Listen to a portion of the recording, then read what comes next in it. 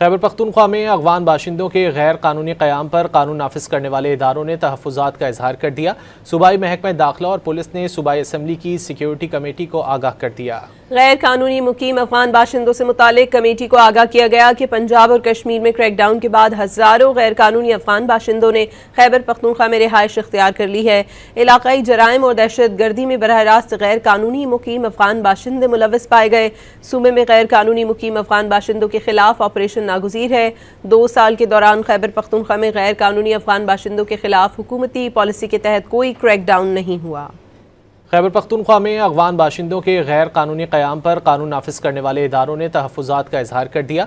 सूबाई महकमा दाखिला और पुलिस ने सूबाई असम्बली की सिक्योरिटी कमेटी को आगाह कर दिया। गैर कानूनी मुकीम अफगान बाशिंदों से मुतालिक कमेटी को आगाह किया गया कि पंजाब और कश्मीर में क्रैकडाउन के बाद हज़ारों गैर कानूनी अफगान बाशिंदों ने खैबर पख्तूनख्वा में रिहाइश इख्तियार कर ली है।